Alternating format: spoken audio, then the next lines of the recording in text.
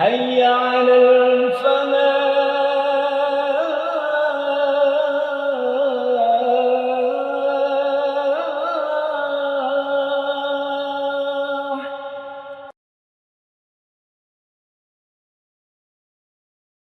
Bismillahirrahmanirrahim. Assalamualaikum warahmatullahi wabarakatuh. Innal hamdalillah nahmaduhu wa nasta'inuhu wa nastaghfiruh wa na'udzu billahi min shururi anfusina wa min sayyiati a'malina may yahdihillahu fala mudhillalah wa may yudlilhu fala hadiyalah. Asyhadu an la ilaha illallah wahdahu la syarikalah wa asyhadu anna Muhammadan abduhu wa rasuluh la nabiyya ba'dah. Sallallahu alaihi wa ala alihi wa ashabihi wa man tabi'ahum bi ihsanin ila yaumiddin wassalamu taslima katsira. Ya ayyuhalladzina amanu ittaqullaha haqqa tuqatih wa la tamutunna illa wa antum muslimun. Ya ayyuhan nas ittaqu rabbakumul ladzi khalaqakum min nafsin wahidah wa khalaqa minha zawjaha wa basa minhuma rijalan katsiran wa nisaa wa taqulu halati tasaaluna bihi wal arham innallaha kana alaikum raqibah. Ya ayyuhalladzina amanu ittaqullaha wa qulu qawlan sadida yuslih lakum a'malakum wa yaghfir lakum dunubakum wa may yuti'illah wa rasulahu faqad fasafadan adima. Amma ba'd. Yang saya hormati, yang dirahmati Allah, yang dipilih Allah, yang Allah jamin langkah kakinya dari tempat asal, bukan dari tempat kerja ya, dari rumah. Dijamin Allah langkah kakinya sampai di Masjid Al-Falah. Dan dijamin pula duduknya.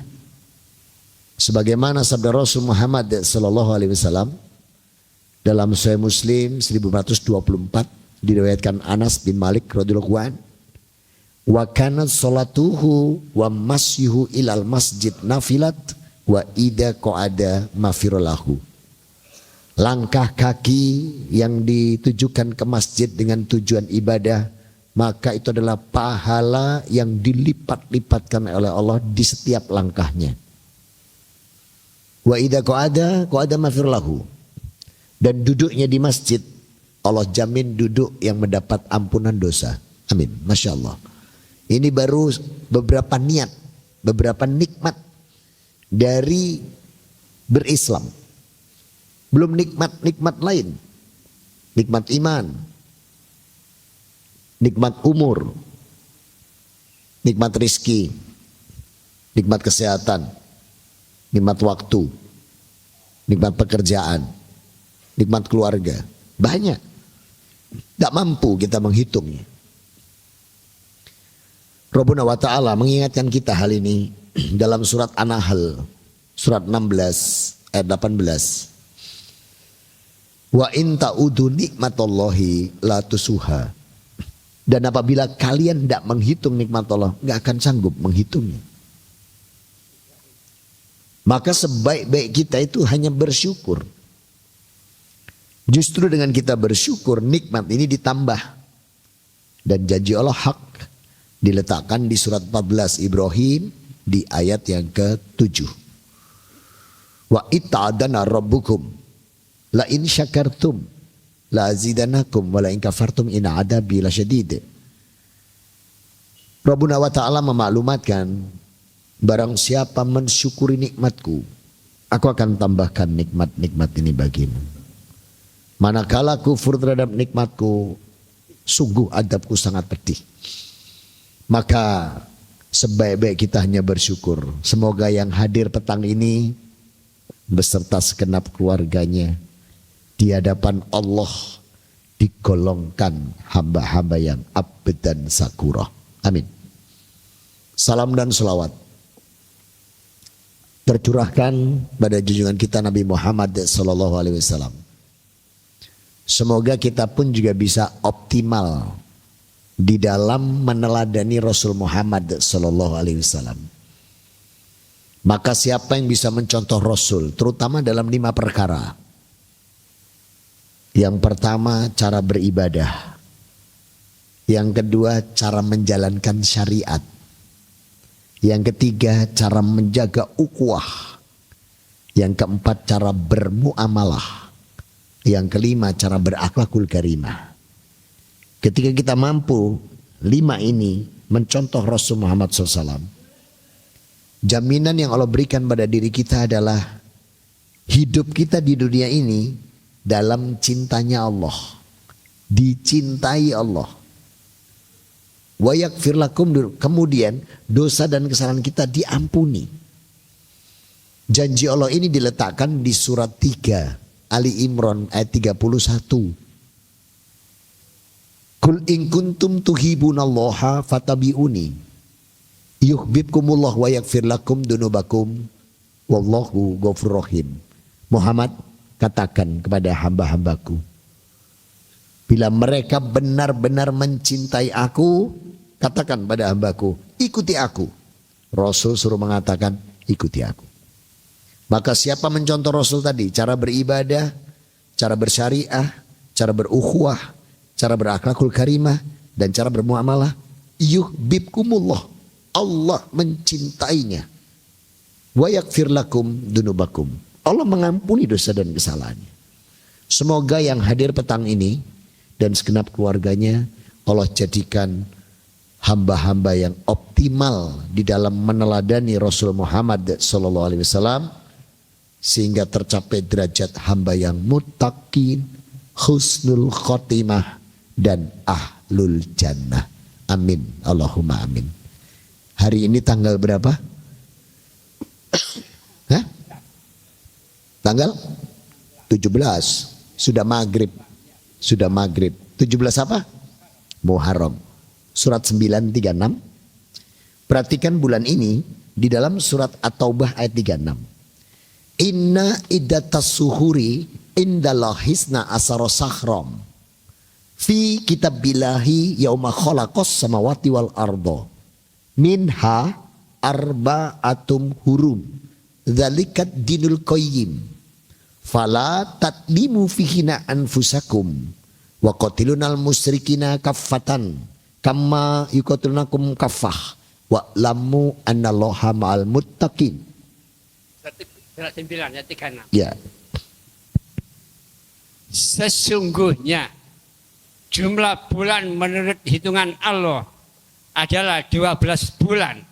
Sebagaimana dalam ketetapan Allah saat Dia menciptakan langit dan bumi. Di antaranya ada 4 bulan yang dimuliakan. Itulah ketetapan agama yang lurus, tidak bengkok. Maka janganlah kamu mendolimi dirimu dalam bulan yang keempat itu. Dan perangilah kaum musyrikin semuanya, sebagaimana mereka pun memerangi kamu semuanya. Dan ketahuilah bahwa Allah beserta orang-orang yang bertakwa. Tuh. Jadi ternyata dalam 12 bulan ini ada 4 bulan diharamkan Allah. 4 bulan ini diuraikan Rasulullah. Bukharinya 1358, Muslimnya 1679. Perawinya Abu Bakrau radhiyallahu an, Rasul bersabda, minha arba'atum hurum salasu mutalawiyatu. 4 bulan yang diharamkan Allah ini yang 3 diurutkan, yakni Dzulqa'dah bulan 11, Zulhijjah bulan 12, kemudian tutup tahun masuk tahun baru sekarang ini kita bulan 1 Muharram, dan kita sudah ada di tanggal 17 ya karena sudah maghrib. Kemudian bertemu lagi seperti bulan 3 ini, Dzulqa'dah, Zulhijjah, Muharram, adalah bulan 7 Rajab. Mudaraladi Jaimna Baina Sya'ban, yang diapit Jumadil Akhir dan Sya'ban. Jadi kita diberi Allah 4 bulan, Dzulqa'dah, Zulhijjah, Muharram, Rajab. Kemudian kembali ke surat 936, Allah tadi kan katakan apa? Fala tatlimu fihina anfusakum. Jangan mendolimi diri di 4 bulan ini. Jangan menganiaya diri 4 bulan ini. Jangan menyia-nyiakan di 4 bulan ini. Kenapa?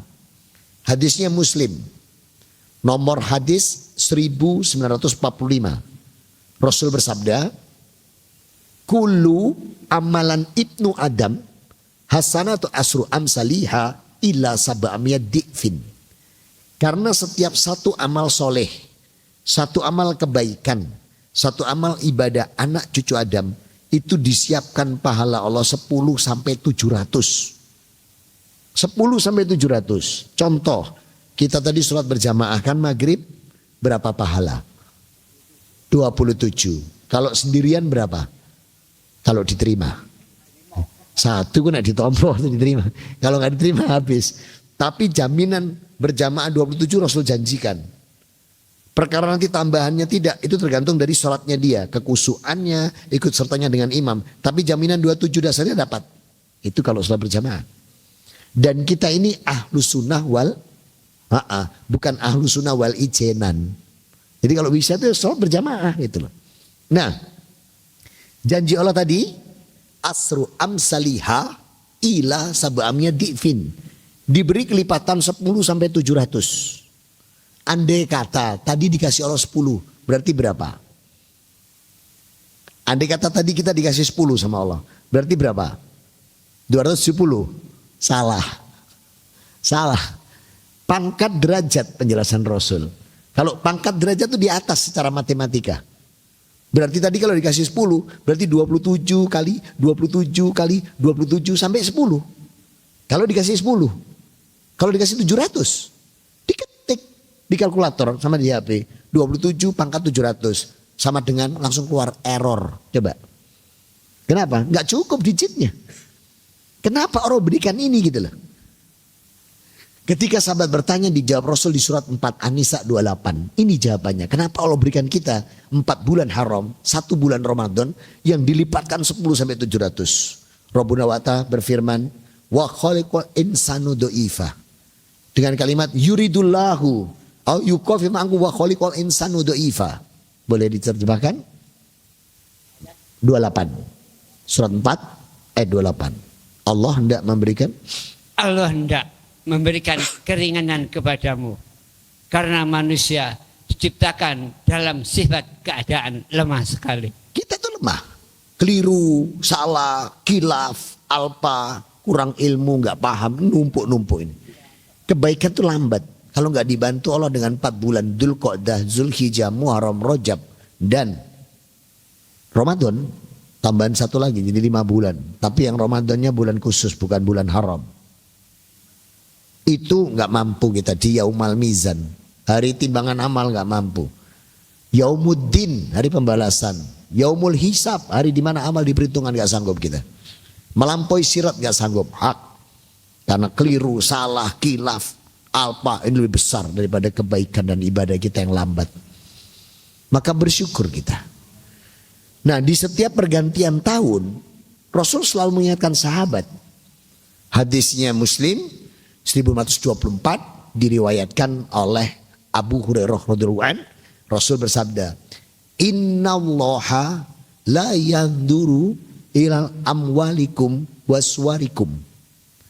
Sesungguhnya Allah tidak melihat hambanya itu dari performance, penampilan, kaya, cantik, ganteng, bukan dari situ.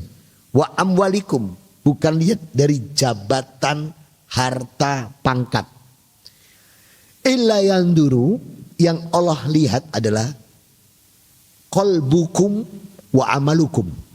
Yang Allah lihat itu hati dan amal. Maka kenapa Rasul selalu mengingatkan masalah hati, menjaga hati. Kenapa? Jangankan hati kita, ya, jangankan hati kita.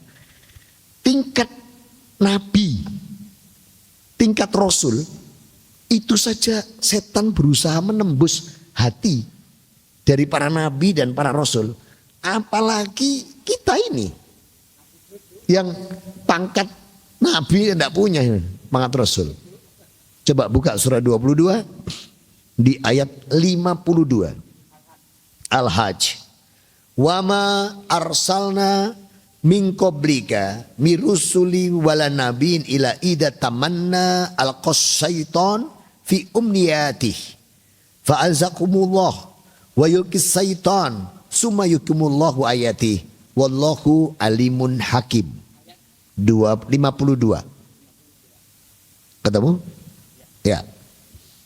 Dan kami tidak mengutus seorang rasul dan tidak pula seorang nabi sebelum engkau Muhammad, melainkan apabila dia mempunyai suatu keinginan, setan pun memasukkan godaan-godaan pada keinginannya itu.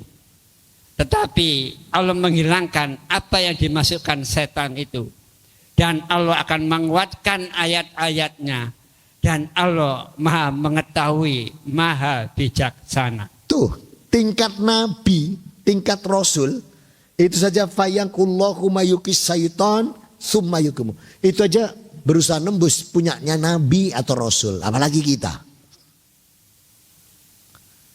Kenapa ini terjadi? Karena iblis sudah bersumpah. Urusan hati kita tuh disumpahi sama iblis. Mana sumpahnya? Surat 7. Ya, ayat 16 dan 17. Qala fabima aqwatani laqudana lahum siratal mustaqim. Summa la'aitanihim min baini aydihim wa min khalfihim wa an aymanihim wa an sama yang anta tajidu sakirin. 16 17.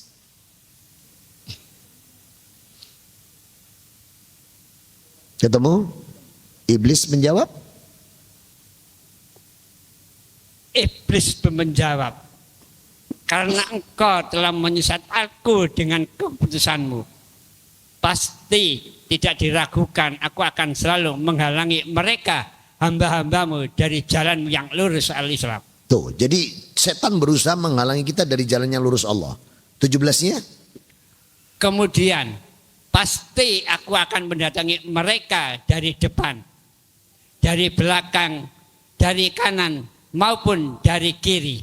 Dan engkau pasti tidak akan mendapati kebanyakan hamba-hambamu itu selalu bersyukur. Tuh, semua petunjuk yang lurus, dia bagiannya membengkokkan. Dan dia nggak tanggung-tanggung. Apalagi kalau hati kita sampai punya penyakit. Itu setan nggak akan lepas dari diri kita. Karena apa? Allah mengizinkan. Masalahnya Allah mengizinkan setan itu menetap dalam hati seorang hamba kalau hatinya sakit. Makanya judul kita hari ini, ada apa dengan hatimu? Mana pernyataan Allah mengizinkan setan itu di dalam hati kita kalau hati kita sakit? Kembali ke surat 22 ayat 53-nya. Tadi kan 52 ya. Sekarang 53-nya. Jadi Allah sendiri yang mengizinkan. Lihat alama yuskis sayutanu fitnatal lilladzina fi qulubihim marradu wal qasyati qulubuhum wa inal zalimina la fi shiqaqin ba'id. Dia Allah ingin menjadikan godaan-godaan yang ditimbulkan oleh setan itu sebagai cobaan bagi orang-orang yang di dalam kolbunya ada suatu penyakit, dan orang-orang yang berkolbu keras, dan orang-orang yang zalim itu benar-benar dalam permusuhan yang sangat jauh. Nah, otomatis orang yang hatinya sakit setan tinggal. Tapi kan ada obat. Ada obat. Nggak mungkin tidak ada obat. Kalau Allah memberikan itu pasti ada. Dikatakan hati sakit, berarti ada obatnya. Obatnya apa? Ayat 54. Waliyal amali ladzina utul ilma annahul haqqu mir rabbik fayu'minu bihi fatubila lahu qulubuhum wa innallaha ladzina amanu illa siratim mustaqim. Nih. Dan supaya orang-orang yang telah diberi ilmu meyakini bahwa Al-Quran itu benar, hak, tidak bengkok dari Tuhanmu. Lalu mereka beriman dan kalbi mereka tunduk kepadanya. Dan sungguh Allah memberi petunjuk bagi orang-orang yang beriman kepada jalan yang lurus al-Islam. Berarti obat penyakit hati itu Quran. Karena Allah sendiri yang janjikan, kalau kamu meyakini Quran ini benar-benar dariku, maka aku jadikan hatimu nanti tunduk kepadaku, pada Allah, bukan lagi kepada setan. Sehingga hatinya nggak sakit. Karena hati itu ada 3 kata Rasul. Yang pertama hati sehat, yang kedua hati sakit, yang ketiga hati yang mati. Kalau masih sakit masih sembuh, tapi kalau hati yang mati parah. Mana contoh hati yang mati? Bukan surat 7. Kalau ini sudah mati ini. Surat 7 179. Kalau sudah seperti ini berat. Karena sudah tempatnya dan neraka. Walaqad zarana li jahannama katsiran minal jinni wal ins. Lahum qulubun la yafqahuna biha. Walahum a'yunul la yubsiruna biha. Walahum adanul la yasma'una biha. Ulaika kal an'am bal hum adall. Ulaika humul ghafilun. Dan sungguh akan kami isi neraka jahanam sebagian besar dari kalangan jin dan manusia. Mereka memiliki kolbu hati, namun tidak dipergunakan untuk memahami ayat-ayat Allah. Dan mereka memiliki mata penglihatan, tetapi tidak dipergunakan untuk melihat tanda-tanda kebesaran kekuasaan Allah. Dan mereka mempunyai telinga pendengaran, tidak dipergunakan untuk memperdengarkan ayat-ayat Allah. Mereka itulah seperti hewan ternak, bahkan lebih sesat lagi. Mereka itulah orang-orang yang lengah. Nih, kalau sudah sakit ini sudah. Ini mati nih. Lahum qulubun la yafqahuna biha, walakum a'yunul la yubsiruna biha, walakum adanul la yasma'una biha. Kalau sudah kena ini sudah mati nih. Makanya depannya Allah katakan dengan laqad zarana fil jahannam. Udah neraka kalau sudah seperti itu. Nah, maka apa obat terbesar pada hati kita ini? Makanya judul kita kan ada apa dengan hatimu gitu. Kira-kira hati kita tuh yang mana? Sebab manusia itu kalau dikasih Quran sama Allah, dikasih rizki, dikasih berkah, dikasih ilmu, dikasih petunjuk, dikasih rahmat. Manusia itu membagi dirinya 3. Saya ulang. Kalau manusia dikasih petunjuk Allah, dikasih berkah, dikasih rizki, dikasih ilmu, dikasih petunjuk, dikasih nikmat, mereka membagi 3. Bukan Allah yang membagi ya, tapi manusianya. Sehingga kita bisa lihat kita di yang mana. Dan ini Allah sebutkan di surat 35 Fatir ayat 32. Summa arosnal kitabastofaina min ibadina faminhum dolimuli nafsih wa minhum muktasid wa minhum sabbikum bil khairat biiznillah dalika huwa fadlul kabir. Kemudian kitab Al-Quran itu kami wariskan kepada hamba-hamba kami, orang-orang yang kami pilih di antara hamba-hamba kami. Lalu di antara mereka ada yang mendolimi diri sendiri, ada yang pertengahan, dan ada pula yang lebih dahulu berbuat kebaikan dengan izin Allah. Yang demikian itu merupakan karunia yang sangat besar. Nah, mana dolimuli nafsih? Ini ada contoh Pak kebetulan. Itu terjadi 2 hari setelah Idul Fitri. Saya pulang, saya nggak punya ibu Pak, punyanya Mama Jailah. Saya pulang ke Mama, ke rumah lama, ada yang panggil saya, Kris, alamat. Kalau manggil nama lama Kris sih, kocok zaman kafir nih. Saya tengok ke belakang, bener teman saya, teman masa kecil. Dia Muslim sejak lahir. Kalau saya kan baru pindahan, di usia 30 baru masuk Islam. Waktu itu saya mau sholat maghrib, saya pakai kopiah, kebetulan ini yang saya pakai kopiah ini. Baju takwa, sarungan tapi, karena kan dari rumah Mama mau ke masjid, mau sholat nih. Itu hari kedua itu, Idul Fitri. Disapa, Kris, berhenti saya. Woi, biar kabarmu, kate nang di, dia bilang gitu. Mau kemana? Saya bilang mau ke masjid. Ngapain? Loh, ya apa sih? Wis jamnya maghrib ya ate sholat. Sholat apa? Maghrib. Berapa rakaat? Dia bilang, ya 3, aneh-aneh awakmu. Oh nggak ada perubahan, gitu dia bilang. Lu terus kenapa? Kalau 3 aku sudah pernah mulai kecil, wis gak melok. Nah terus aku ke masjid kalau ada perubahan. Kalau sudah 3, saya sudah pernah sejak kecil sampai wis gede. Wis budalo dewi. Astagfirullah. Ini model-model dolimi nafsi.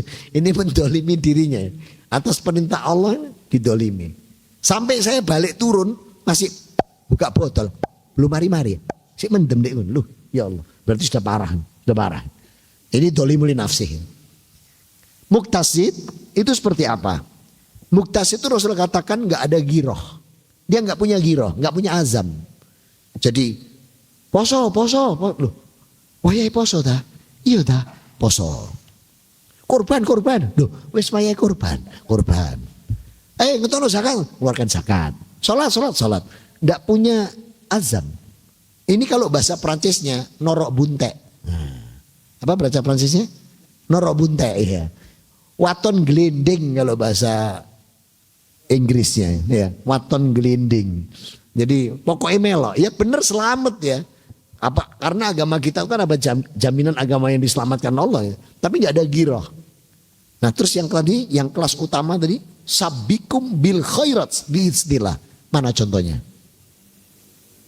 Apa contohnya? Tahu?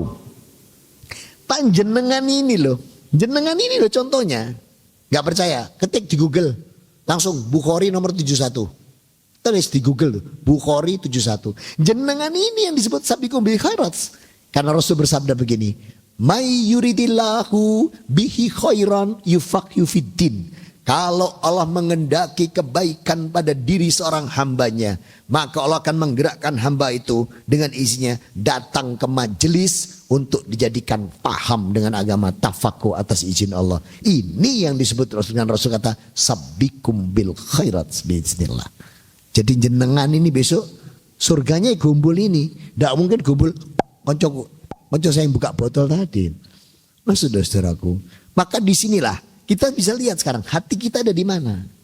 Dolimun nafsi, muktasid, atau sabiqum bil khairat.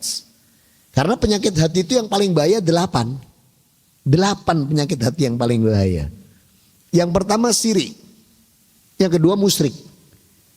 2 ini ancamannya diletakkan di An-Nisa 28. Coba An-Nisa 28. Betul tadi Rasul mengatakan barang siapa dikehendaki Allah kebaikannya, Allah akan gerakkan dia ke majelis. Dijadikan dia tafakuh memahami tentang din.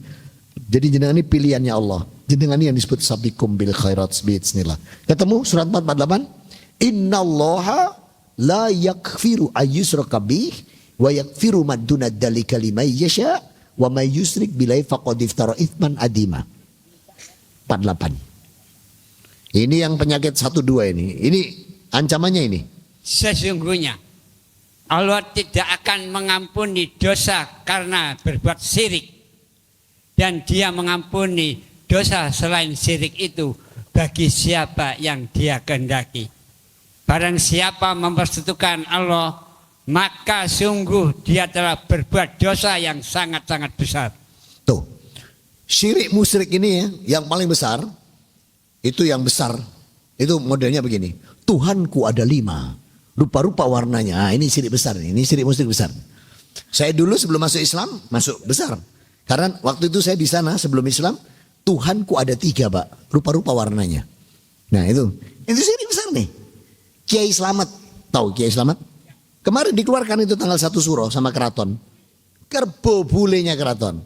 Itu kalau sudah teleknya keluar, direbut sama masyarakat. Diambil teletongnya, ditaruh di sawah, diyakini subur. Ditaruh di perikanan, diyakini makmur. Sampai sebegitunya. Ini yang besar-besar nih. Kalau yang besar-besar ini berat.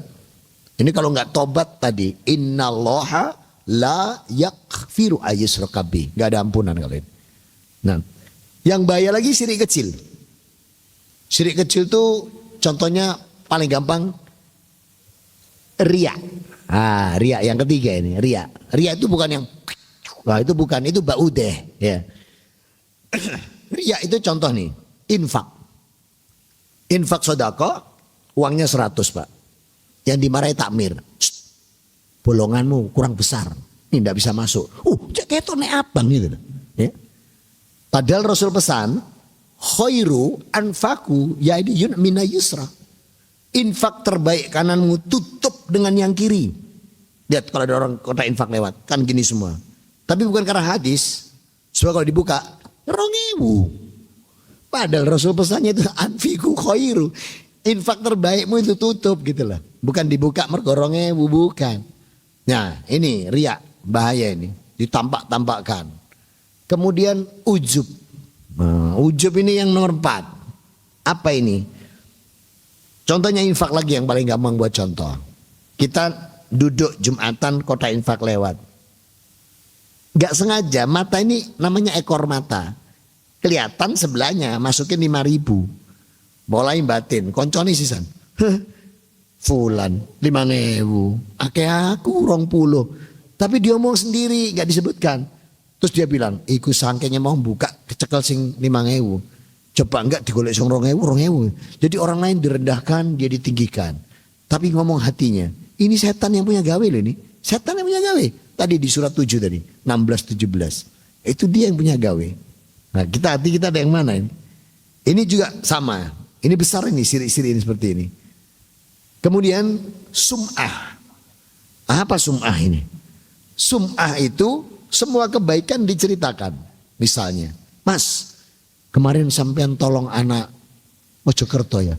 Oh, enggak cuma Mojokerto Mas, Krian tak tolong, Sidoarjo iki, si Fulan Gresik, Surabaya. Ini sum'ah.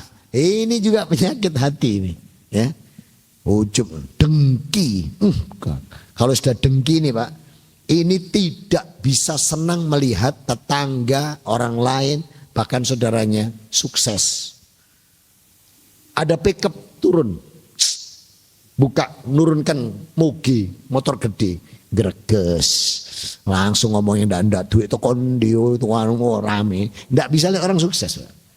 Tetangga sebelah lagi ada turun tek kulkas 6 pintu, ada Pak. Mulai meriang, ngomong ndak, wih kuto. Nah, ini penyakit dari iblis semua ini, dari setan semua ini. Karena dia akan menjadikan semua bentuk kejahatan tampak indah. Kemaksiatan tanpa indah. Surat 15 Hijr ayat 39. 15:39. Qala rabbi bima agwatani la uzayyinana lakum fil ardi wa la ughiyanakum ajmain. Iblis berkata, Tuhanku, oleh karena engkau telah memutuskan aku bahwa aku sesat, aku pasti akan menjadikan kejahatan terasa indah bagi mereka di muka bumi.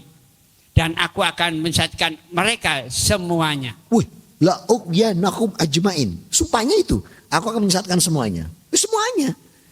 Tidak peduli itu pangkat, jabatan, semua dirusak sama dia. Dan iblis paling senang membengkokkan yang lurus. Contoh paling gampang, sabar. Sabar itu berapa definisinya? 3. Rasul mengatakan sabar itu ikhlas, tidak mengeluh, kemudian ridho terhadap ketetapan Allah. Ini sabar. Apa sabar itu? Ikhlas, tidak mengeluh, terus ridho terhadap ketetapan Allah. Iblis buat sabar itu ada batasnya. Loh, lah rusak tuh akhirnya. Si iblis ini ngono iku, pokoknya yang lurus-lurus dia yang membengkokkan. Akhirnya, Mas, balesan Mas. Sabar yo ono batas sih. Balesan. Iki setan ndas ireng ini. Oh, jelas suruh ikhlas, suruh ndak mengeluh, disuruh apa? Ridho bimuril kodok kalau bahasa hadisnya. Ridho terhadap ketetapan Allah. Lah kok dia keluarkan sabar itu ada batasnya. Ini ada contoh lagi nih. Ini si Fulan ini, ya. Fulan ini hidup dia berpegang dengan Quran. Hidupnya berpegangan dengan hadis. Dengan ijma ulama yang diridhoi Allah, ya. Berpegang akidah, punya ilmu. Banyak orang datang kepada dia. Mungkin mencari fatwa, sharing. Normal enggak? Normal enggak? Normal. Yang kiri nih datang. Orang ini menyimpang dari Quran, menyimpang dari ijma ulama, menyimpang dari akidah, menyimpang dari sunnah, punya ilmu, banyak orang datang. Ini normal atau tidak normal? Tidak normal kan? Namanya diganti sama iblis, paranormal. Lola wisto andani. Itu kerjanya dia itu. Pokoknya yang lurus-lurus dia bagian membengkokkan. Sehingga dia berjanji tadi, yanakum ajmain, semua tak sesatkan. Gitu. Nah maka kunci paling utama penyakit hati kita. Terakhir ini mungkin masih ada waktu, masih kan? Buka surat 10 ayat 57. Ini sudah obat yang paling utama ini sudah. Terhadap yang namanya dengki, hasad, iri, zum'ah, riya. Semua ada di sini obatnya. Apa kata Allah? Ya ayuhan nas, qad ja'akum mau'idatum mir rabbikum wasifa'u lima fis sudur wa huda wa rahmatan lil mu'minin. Yunus 57. Wahai manusia, Wahai manusia seluruhnya, sungguh telah datang kepadamu pelajaran Al-Quran dari Tuhanmu, penyembuh, obat bagi penyakit yang ada dalam dada, dan petunjuk serta rahmat bagi orang-orang yang beriman. tuh berarti Quran ini itu obat dari semua penyakit, sifat lima fis sudur. Sobat semua penyakit, terutama penyakit hati yang kita sebutkan tadi, syirik, musyrik, dengki, hasad, zum'ah, riya. Ini yang bahaya-bahaya ini obatnya Quran. Artinya apa? Kita diminta Allah berinteraksi dengan Quran agar kita sembuh dari penyakit-penyakit hati atau terhindar dari biji rayu iblis dan bala tentaranya. Idealnya one day one juice. Idealnya. Repot, gak bisa Pak. Wah, saya harus bekerja. Ya sudah, setengah jus. Masih belum mampu Pak. Ini kan saya malam. Ya sudah, seperempat. Masih gak mampu. Ya sudah, 2 halaman. Gak usah bolak-balik. Gak usah bolak-balik. 2 halaman itu penampang sini sama penampang kanan. Wis. Satu halaman. Quran itu paling banyak. 1 halaman itu cuma 12 ayat. Paling banyak. Coba dicek. Gak ada lebih dari 12. 10, 11, 12 paling banyak. Masih tidak mampu. 5 ayat. 5. Masih tidak mampu. 1. Tidak mampu. Belas. Buyaro. Wis gak usah ngomong saya. Berarti sudah tidak sholat itu orang. Loh kenapa? Sholat itu yang dibaca apa? Al-Quran. Berarti kalau dia 1 ayat saja nggak punya setiap harinya, berarti dia nggak sholat. Karena rokaat 1-2, sholat apapun namanya, bacaannya apa setelah Al-Fatihah? Al-Quran. Jadi kalau dia tidak punya 1 ayat dia 1 hari, berarti dia sudah nggak sholat. Makanya kenapa Allah itu kalau perintahkan kita baca Quran, itu disambung dengan sholat. Surat 29, ayat 45. Utlu ma'uhiya ilaika minal kitab. Wa aqimus sholah. Inna sholat tanha anil fasya wa munkar. Wa dzikrul akbar. Ya silakan. 45. Al-Ankabut 29, 45. Bacalah kitab Al-Quran yang telah diwahyukan kepadamu dan laksanakan sholat. Sesungguhnya sholat itu mencegah dari perbuatan keji dan mungkar. Dan ketahuilah, mengingat Allah dengan sholat itu jauh lebih besar keutamaannya dari ibadah-ibadah yang lain. Allah mengetahui apa yang kamu kerjakan. Walad dzikrul akbar. Sholat itu lebih dari ibadah yang lain. Makanya kalau kita nggak pengen ditembus setan, sholat. Dan sholat itu berjamaah. Ya. Karena kita ini ahlu sunnah wal, bukan ahlu sunnah wal ijenan. Jadi sebaik-baiknya itu berjamaah. Ya. Nah, sehingga dengan kita diperintahkan Allah utlu ma'uhiya ilaika minal kitab. Utlu itu berbeda dengan ikro. Allah di 2945 apa? Utlu ya. Coba sekarang 96 ayat 1. Ikro. Cuman bahasa Indonesia ini tidak bisa membedakan antara ikro dan utlu. Semua terjemahnya bacalah. Coba surat 96 ayat 31. Surat 96 ayat 1. Depannya apa? Ikro bismi rabbikal ladzi khalaq. Artinya apa? Diterjemahkan apa? Bacalah. Yang tadi utlu, bacalah. Karena kata utlu itu nggak ada padan katanya di negeri ini. Di Indonesia. Apa sih utlu itu? Utlu itu membaca, memahami, mentadaburi, dan mengimplementasi. Itu utlu. Bahasa Indonesia tidak punya. Makanya bahasa Arab, kenapa Quran itu diturunkan dalam bahasa Arab? Surat 46 ayat 12. Ya, 46 itu Al-Aqaf ayat 12. Makanya kenapa Quran itu orang turunkan dalam bahasa Arab? Itu karena begini kata Allah nih. Wa min qablihi kitabu Musa imama wa rahmah. Wa hadza kitabu musaddiqal lisanan arabiyyal litundiral ladina dzalamu wa busra lil muhsinin. 12. Dan sebelum Al-Quran telah ada kitab Musa sebagai petunjuk dan rahmat.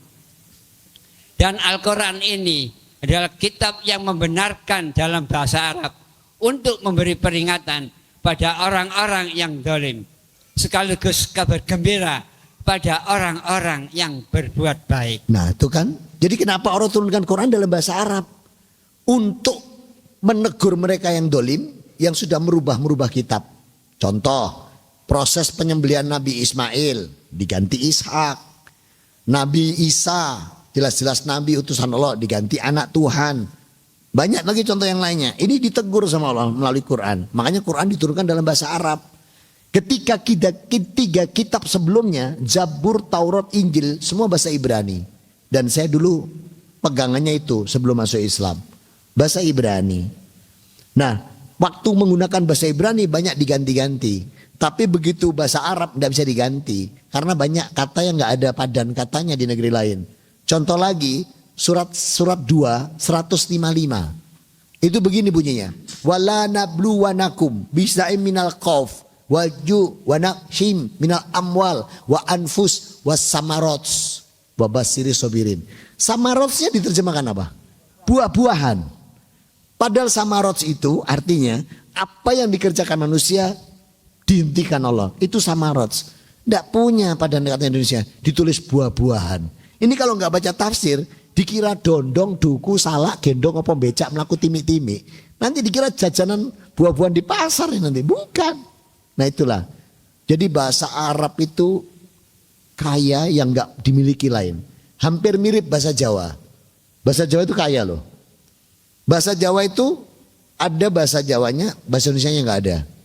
Contoh nih, terbang menjulang tinggi hingga bagai tampak titik hitam. Loh, gak ono bahasa Indonesia nih. Jawa ini ono mentit, melip gitu. Lagi ini contoh lagi nih, makan dan minum yang disengaja pada waktu berpuasa belum saat berbuka. Jawa ini ono mokel. Gitu. Nah seperti itulah bahasa Arab itu. Makanya ketika Quran diturunkan dalam bahasa yang tidak punya padan katanya, tidak bisa diotak-atik sampai sekarang. Diotak-atik pun yang hafal banyak, yang hafidz banyak langsung ketahuan. Nah itu dia. Maka saudara-saudaraku, obat penyakit hati adalah Al-Quran. Ya ayuhanas, qad ja'akum mau'idatum mir rabbikum wasifa'u lima fis sudur wa huda wa rahmatal mu'minin. Wahai manusia, telah datang untuk kalian Quran, nasihat langsung dari Rabb kalian, obat segala penyakit, terutama penyakit hati. Dia petunjuk dan rahmat bagi yang mengimani. Semoga Allah senantiasa berikan kita semua yang hadir hidayah, inayah, berkah, petunjuk dan pertolongan. Sehingga setiap langkah kita, setiap amal ibadah kita, amal soleh kita, amal kebaikan kita di atas Quran, sunnah dan ijma' ulama yang diridhoi Allah. Sehingga amalan kita dijadikan Allah menjadi amalan yang solih, solihah, makbula, wa mutaqabbala. Amin. Allahumma amin. Ini yang bisa saya sampaikan di petang hari ini. Mudah-mudahan bisa bermanfaat. Mohon maaf atas segala kekurangan. Aku qouli hadza subhanakallahumma wa bihamdika asyhadu alla ilaha illa anta astaghfiruka wa atubu ilaik. Alhamdulillahirabbil alamin wa afu minkum. Wassalamualaikum warahmatullahi wabarakatuh.